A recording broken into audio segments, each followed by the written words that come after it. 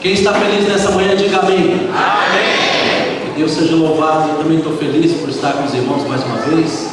Agradeço ao Senhor por essa maravilhosa oportunidade de rever os irmãos, conhecer outros, e especialmente perceber que em nosso meio estão os ouvintes do programa Saúde Total. Que Deus seja louvado por isso. E nós vamos agora ouvir a palavra do Senhor e vamos procurar, pela graça de Deus, entender o que o Senhor deseja nos falar através da sua palavra nessa manhã.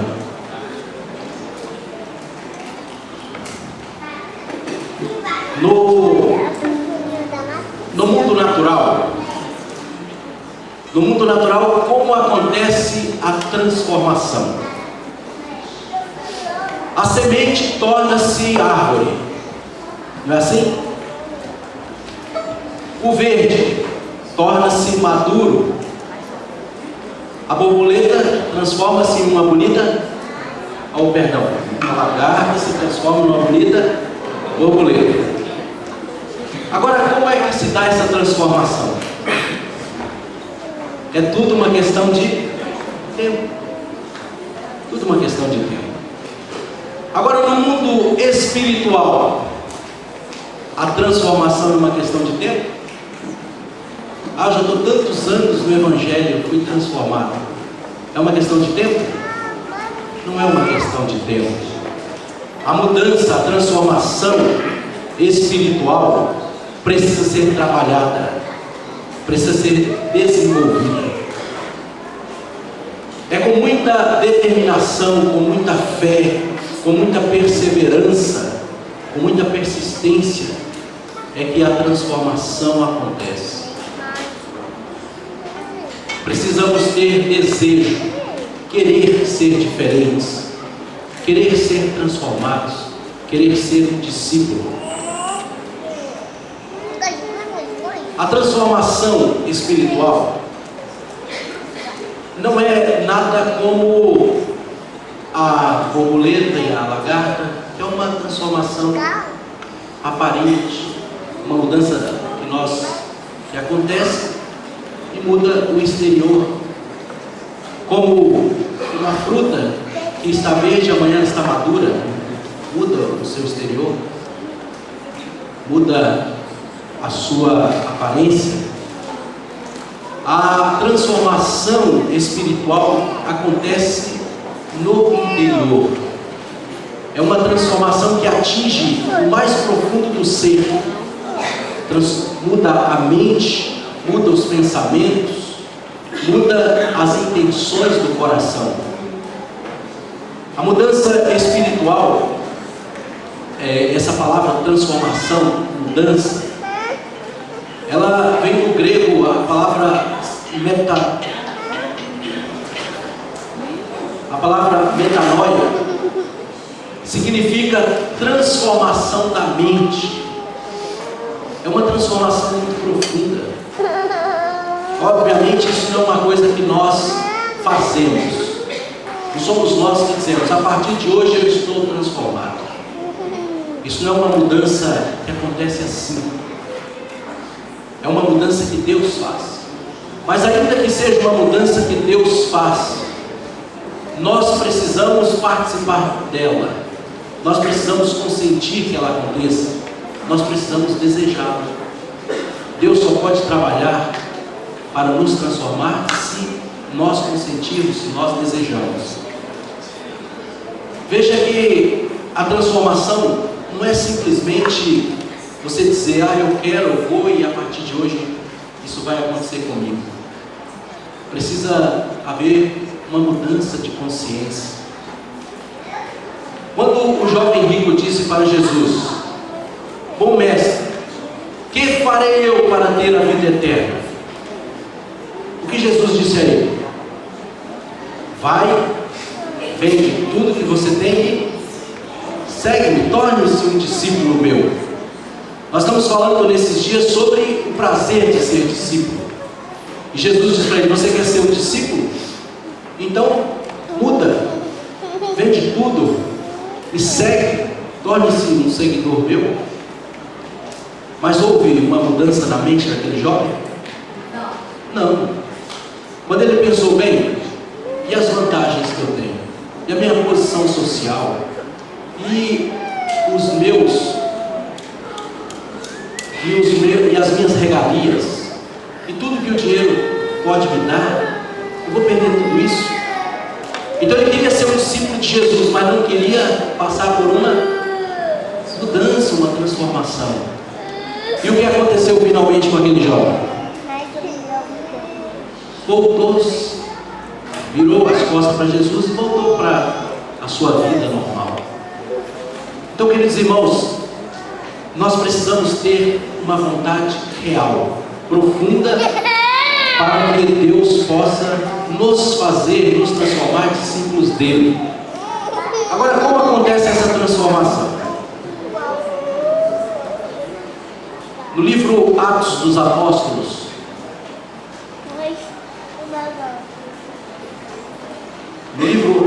Apóstolos, na página 559, a palavra de Deus diz assim: uma transformação de caráter é sempre o resultado da comunhão com Cristo. Pode haver marcados defeitos na vida de um indivíduo, contudo, quando ele se torna um verdadeiro discípulo de Cristo, o poder da divina graça transforma e santifica até alcançar a semelhança daquele a quem adora. Então, como é que se dá a transformação do caráter? É uma coisa natural? É uma coisa repentina? É uma coisa instantânea? Ou mesmo até surpresa? Você acorda de manhã, olha no espelho e diz: nossa, mas eu fui transformado de acordo com o caráter de Deus. Que maravilha! É assim que acontece? A palavra do Senhor diz que não é assim. É resultado de uma comunhão profunda com Deus. Esse foi o segredo de todos os que tiveram a sua vida transformada, de todos os servos do inimigo de Deus que depois se tornaram discípulos de Jesus.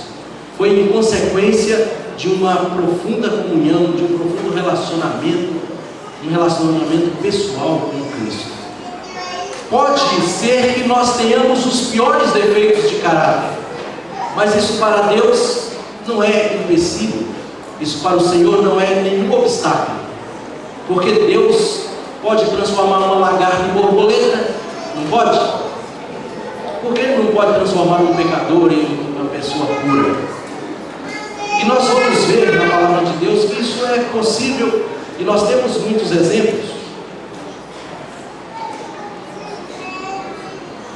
Certa manhã, há muito tempo atrás em Londres, se reuniram num salão para um leilão diversas pessoas, diversos colecionadores, os amantes das artes, aqueles colecionadores. Então se reuniram e foi feito um leilão de relíquias, curiosidades, e o leiloeiro apresentou um velho violino, um violino escuro, cheio de poeira, e ele disse: olha, esse violino é um genuíno Stradivarius, é raro, vale o ouro, vale o peso dele em ouro. Quanto vocês oferecem?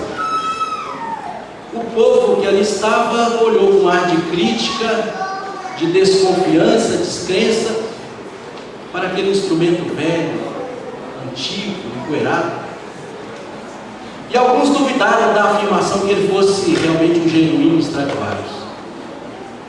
E aí eles foram analisar. E disse: não é um Stradivarius, porque não tem o nome, não está escrito, não está assinado por Antônio Stradivarius esse violino. Então esse violino é falso. O leiloeiro explicou, disse: olha, antigamente os primeiros Stradivarius não levaram a assinatura do mestre Stradivarius, mas é um genuíno Stradivarius. Podem fazer os lances porque é um genuíno instrumento, mas eles não creram, e o lance máximo que ele alcançou foram 5 guinéus. O leiloeiro então disse: olha, é ridículo vender um instrumento que vale uma fortuna por tão pouco dinheiro. Alguém oferece mais? Mas ninguém ofereceu mais. Só para os irmãos se situarem, isso na década de 1800, um guinéu era bastante dinheiro. Uma mulher disse: se eu tiver 40 guinéus por ano, é suficiente para eu viver uma vida tranquila. Naquela época era possível. Um oficial da alta patente da Marinha Britânica ganhava 40 guinéus por ano. Então ofereceram aproximadamente 3 meses de salário de um oficial desse por um Stradivarius. Mas assim fizeram, por entenderem que não se tratava de um legítimo. Nesse momento entrou um homem no salão, passou por todos, ignorando as pessoas que ali estavam, e tomou o instrumento na mão, examinou, colocou perto do seu ouvido, afinou, ele tomou o arco e começou a tocar. De repente uma música suave e maravilhosa encheu o salão. E enquanto aquele homem tocava, as pessoas foram reconhecendo. E alguém gritou: é Paganini, é o mestre Paganini que está tocando. E aí as pessoas foram contagiadas, e como que inebriadas pelaquela música maravilhosa, começaram a gritar: 60 guinéus, 70, 80, 90 guinéus. E finalmente o violino foi arrematado por 100 guinéus pelo próprio Paganini. Eu pergunto: o que valorizou tanto aquele instrumento velho que ninguém queria? O toque do mestre. O toque do mestre fez toda a diferença. Irmãos, talvez até aos nossos olhos nós não vemos nenhum valor, nós nos vemos numa incapacidade. Quem sou eu para ser semelhante a Cristo? Quem sou eu para ser um discípulo de Cristo? Fraco, falho, cheio de defeitos, desprezado, não tenho posses, não sou nada nesse mundo. Realmente, nós somos pó e cinzas. Nós não valemos mais do que um sopro, e condenados ainda à perdição. Mas quanto nós valemos? Quanto realmente nós valemos para Deus? Irmãos, nós valemos o universo inteiro, nós valemos mais que o céu. Por isso Jesus, o grande mestre que falamos ontem, deixou o céu por nossa causa, por seres pecadores, finitos, falhos, miseráveis como nós. Nos encontrou num charco de lodo, nos encontrou num lamaçal do pecado, naufragando e já quase sufocados. Mas no entanto, o que Jesus fez? Tomou-nos em seus braços, afinou as cordas, tirou uma bela música, e hoje nós valemos mais do que o ouro e a prata. Nós valemos mais do que tudo que esse mundo considera de valor, irmãos. Então nós não podemos pensar mesquinhamente a respeito da nossa condição para com Deus. Nós somos muito preciosos, nós valemos tudo neste universo. Há mais alegria no céu por um pecador arrependido do que justos que não precisam de arrependimento. A Bíblia não enfatiza tanto o cântico no céu por causa de lá ter anjos, pessoas que viveram uma vida santa, que estão lá com Deus, e os mundos não caídos. Mas quando há uma conversão, quando há uma transformação, como há um batismo, como vai haver amanhã, então o céu todo entra em canção, o céu todo entra em louvores e glórias a Deus, por causa de um ser como nós. Então o toque de Jesus faz toda a diferença, e se você deixar Jesus tocar no seu coração, você também vai ser diferente. Nós vamos ser transformados, porque Deus tem o poder de transformar coisas insignificantes em coisas maravilhosas. Isso é o que Ele deseja fazer conosco. Vamos ver a experiência de algumas pessoas e o que Deus pode fazer por eles, fez por eles e pode fazer por nós, quando nós deixamos que Deus transforme a nossa vida, que nós deixamos Deus nos tocar e nos fazer discípulos. Mas eu quero enfatizar que isso só acontece quando nós estamos próximos de Deus. Ontem nós falamos qual é a consequência de estarmos distantes do Mestre. E hoje nós vamos ver os benefícios de estarmos próximos do Mestre. Mas como João se tornou amado? Como ele escrevia as suas epístolas? Fininhos, não há menos de palavra. Ele dizia, amados. O amor de Deus está em nossos corações. Deus é amor, e aquele que está em Deus pode amar como Deus amou. Não que nós tenhamos amado primeiro, mas Deus nos amou. Então, se alguém pecar, o que nós temos? Um advogado. Então, aquele homem vingativo que queria destruir os pecadores, agora desejava salvá-los. O que transformou João? O fato dele andar pertinho de Jesus, reclinar no peito de Cristo, dissolver as suas palavras e aplicá-las em seu coração. Nós temos um outro personagem muito conhecido na Bíblia, que foi Pedro. Como era Pedro? Um homem precipitado, um homem também cheio de justiça própria. Mas como Pedro se tornou quando andou com o Mestre? Tornou-se um homem prudente. E aquele homem que era tão impetuoso, agora exorta na sua carta, especialmente na sua primeira, exorta a nós e aos cristãos da sua época a sermos pacientes, a sofrermos com paciência, ainda que sejamos injustiçados. Depois nós temos um outro caso de pureza de caráter, pureza moral. No caso dela era impureza, Maria Madalena, que era uma cortesã, uma meretriz. Mas depois que ela passou a andar com Jesus, como se tornou? Uma mulher de vida santa, de vida pura. E eu pergunto, e um servo de Satanás?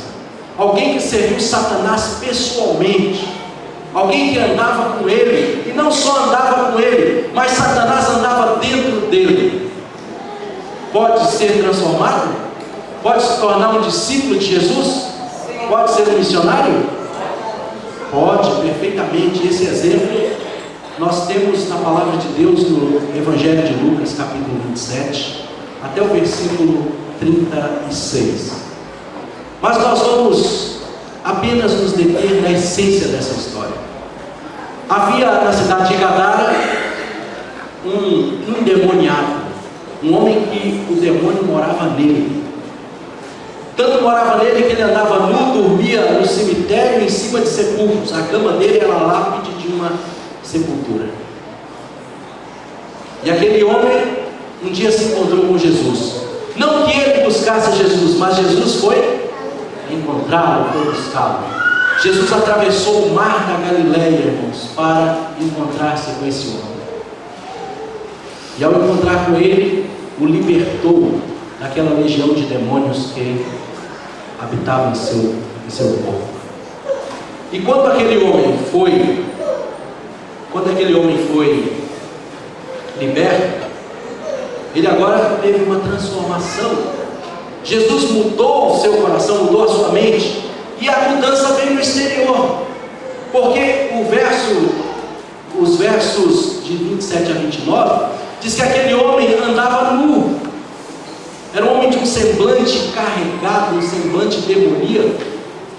Mas no verso 33 diz que depois que ele saiu, depois que aquela legião de demônios saiu, ele se assentou. O verso 35 diz que ele se vestiu e agora adquiriu perfeito juízo. Então veja que a transformação aconteceu de dentro para fora. Aquele homem andava nu, mas depois que a sua mente mudou, como ele se encontrou? Vestido. Então isso aqui é uma coisa muito interessante, né? Quando Cristo faz a transformação da mente, o que muda? O que nós vestimos. Então, se nós não vestimos como Cristo gosta, significa que nós ainda não fomos totalmente transformados. Pode ser que estejamos em processo, mas a transformação da lagarta em borboleta, a metamorfose, ainda não completou-se. Mas aquele homem recebeu uma transformação completa. Por isso mudou. Primeiro, a palavra de Deus diz que ele se sentou tranquilamente, não era mais aquela pessoa agitada, aquele homem que investia em cima das pessoas, que assustava, aterrorizava. Agora era um homem tranquilo, um homem de pensamentos lúcidos, um homem calmo, de palavras tranquilas, e também um homem que agora se encontrava trajado de acordo com a decência e a moral.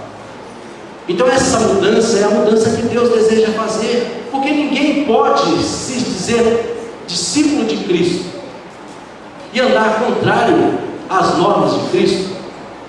E aquele homem demonstrou pelo seu exterior que realmente havia sido feito nele uma obra interior. Por fim, no verso 38 e 39, verso 38 e 39, e esse nós vamos ler.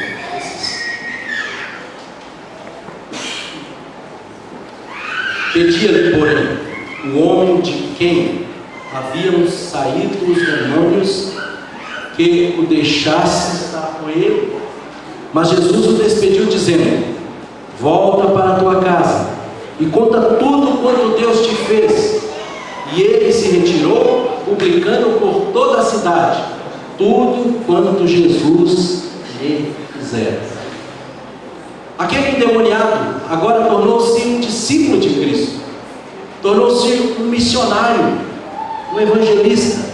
Tudo isso porque agora não andava mais com o demônio, mas agora ele se aproximou de Cristo, e próximo de Cristo todos se tornam discípulos. O Desejar de Todas as Nações diz que todo verdadeiro discípulo, como é que nasce no reino de Cristo? Como missionário. Veja que Jesus não precisou fazer como nós fazemos, como o diretor missionário da igreja faz. Irmãos, aqui, por favor, irmãos, sábado passado nós saímos para discípulos escolhidos na Copa, mas não veio quase ninguém. Por favor, irmãos, eu sei que o sol está quente, mas vamos lá. Jesus precisou fazer isso com o endemoniado? Ele se apresentou e disse: Senhor, deixa-me te seguir, deixa ser um pregador do evangelho, um missionário, um evangelista, deixa-me sair pelo mundo pregando a respeito do Senhor. E aquele homem, e Jesus disse para ele: não, faz o seguinte, você quer pregar?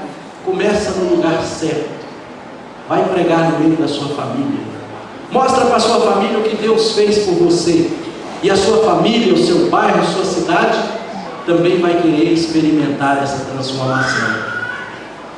Então o primeiro campo missionário nosso é a família. É o primeiro lugar que nós precisamos mostrar que nós somos seguidores de Cristo, que nós somos servos de Cristo. Agora depois, aí Jesus disse: pela Galileia, pela Judeia, Galileia e até os confins da terra. Agora fazemos uma pergunta, irmãos: o que é evangelismo? Aquele endemoniado se tornou evangelista. O que é evangelismo? Qual é o nosso conceito de evangelismo? Teoria, teologia, ou ideologia, ou filosofia? O que é evangelismo? Evangelismo é uma experiência com Cristo, nada mais que isso. Vejamos a definição que Daniel Niles deu sobre o evangelismo. Evangelismo é apenas um mendigo contando a outro onde encontrar o pão. Então o que é evangelismo? O que é evangelismo? É um miserável pecador que foi resgatado por Cristo, contando a outro onde encontrar a paz e a felicidade e a transformação. Nada mais que isso. Precisa de fazer curso teológico para ser um missionário, um evangelista? Não. Precisa de conhecer as filosofias, todas as profecias, saber a Bíblia de cor, de capa a capa, de Gênesis a Apocalipse, para ser um evangelista? Não. O que nós precisamos, irmãos, para ser um evangelista? O que as crianças precisam para ser evangelistas? O que os jovens precisam para ser evangelistas? E nós adultos, o que precisamos? Nada mais do que entender o que Cristo fez por nós. Nada mais do que fazer uma experiência com o Mestre, andar próximo de Cristo, entender quem éramos e agora quem somos, e o que Ele é capaz de fazer, e o que Ele deseja fazer por aqueles que ainda não encontraram pão, por aqueles que ainda estão mendigando pelas ruas a palavra de Deus para saciar a fome da alma. Então o que nós precisamos não é de conhecimento teórico, nós precisamos é de experiência com Deus. Quando nós tivermos experiência com Deus, então nós vamos ser missionários, nós vamos ser discípulos. Quando nós estivermos próximos de Cristo, então ninguém vai precisar dizer ao outro: vamos para o trabalho missionário, porque todos vão dizer: vamos.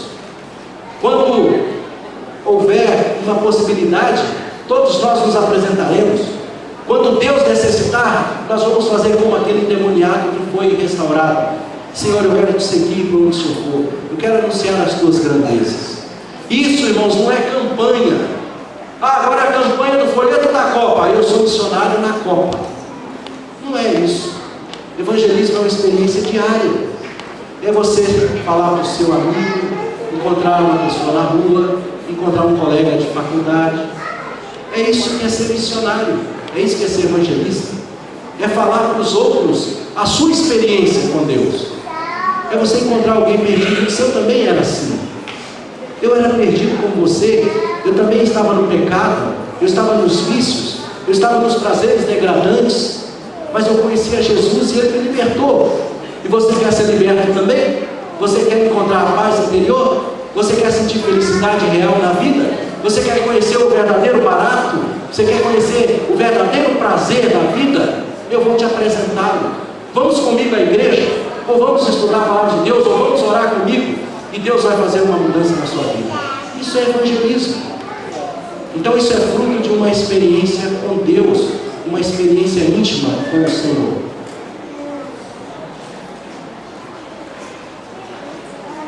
Na primeira epístola de João, no capítulo 3, na primeira epístola de João, capítulo 1, verso 3, o que vimos e ouvimos, isso vos anunciamos, para que também tenhais comunhão conosco, e a nossa comunhão é com o Pai e com seu Filho, Jesus Cristo. Eu pergunto, irmãos, quando é que nós vamos falar de Cristo para as pessoas? Quando é que nós vamos mostrar ao mundo que nós somos seus discípulos? Quando nós tivermos comunhão com o Pai, uma comunhão mais profunda com o Pai e com o Filho, e uns com os outros, porque João diz: a nossa comunhão é conosco. E qual é a nossa comunhão? É com o Pai e com o Filho. E quando isso acontecer, aí nós vamos passar pela experiência de João e dos discípulos. Nós vamos falar do que vimos e do que ouvimos. Nós não vamos falar do que disseram. Tem um irmão lá na igreja que fez uma experiência bonita com Deus, eu vou contar a experiência dele para os outros. Nós vamos falar da nossa experiência, do que Deus fez por nós, do que nós sentimos. E as pessoas vão ser convencidas e convertidas, não pelo que pregamos somente, mas pelo nosso testemunho pessoal, por aquilo que eles veem em nós. Quando é que o marido vai se converter? Quando ele vê o testemunho da esposa. Quando é que a esposa vai se converter? Quando ela vê o nosso testemunho. E quando é que os nossos filhos vão se converter? Quando eles virem pais convertidos. Então vai haver uma conversão mundial completa. O mestre Michelangelo andava pelas ruas de Roma com alguns dos seus seguidores, alguns dos seus discípulos, alunos. E eles iam passando por um escombro, haviam ali restos de construção, e de repente Michelangelo parou e disse para os seus discípulos: estou vendo um anjo ali.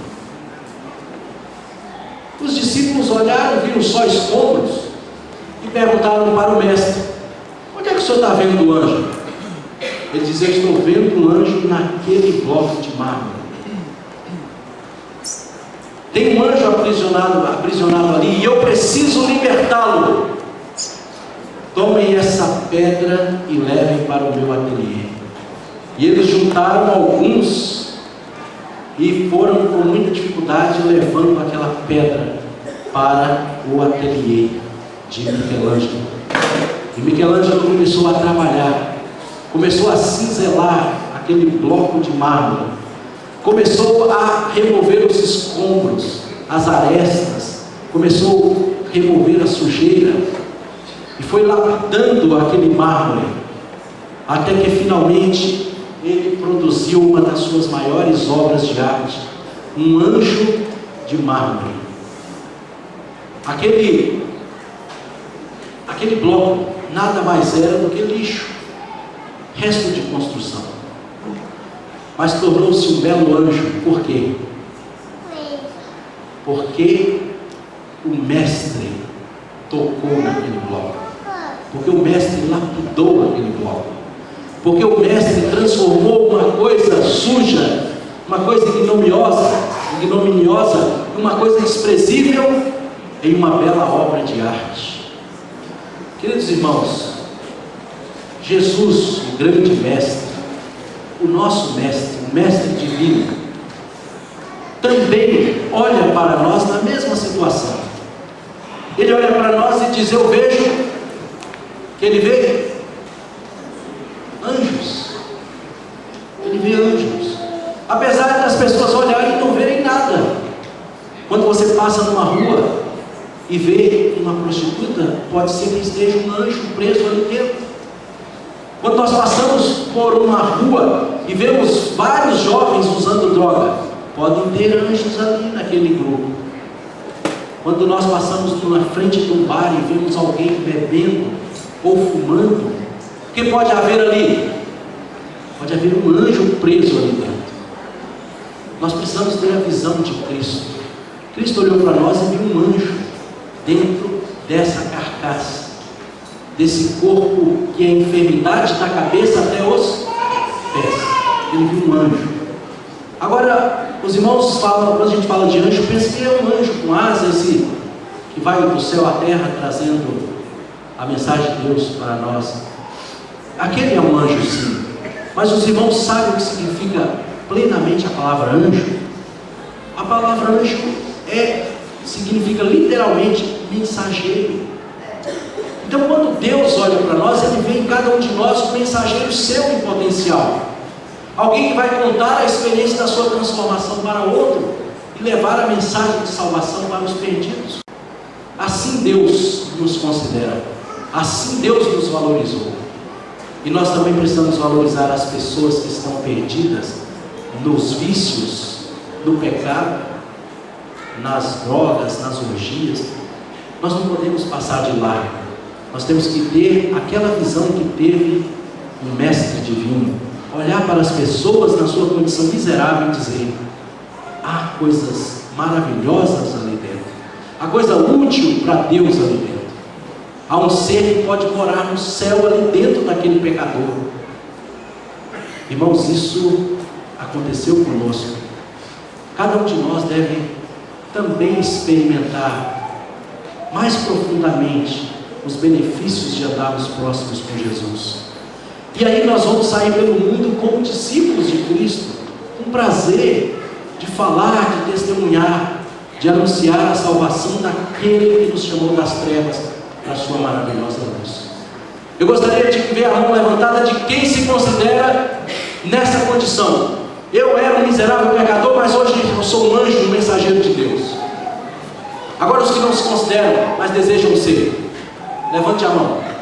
Aquele que ainda não se vê um anjo, um mensageiro de Deus, um O discípulo está andando próximo de Jesus, mas deseja seguir. Levante a sua mão. Vários que hoje não passaram por essa experiência, Deus vai operar em nossos corações nessa manhã. E nós vamos sair daqui transformados, irmãos, com a mente transformada, pensamentos nobres, altruístas, pensamento de salvação, pensamento fora desse mundo, mas pensamentos que nos levarão a desejar estar um dia com Cristo nas mansões celestiais. O meu desejo é que o Espírito de Deus opere nesta manhã aqui nesse lugar, e que mude a nossa mente, mude o nosso pensamento, e faça de nós discípulos verdadeiros de Cristo, para sairmos por esse mundo anunciando a Jesus, o grande mestre que transforma o ser humano pecador em um ser celestial. Que Deus nos abençoe, que a graça de Jesus seja com todos nós, irmãos. É o meu desejo, é a minha oração. Amém.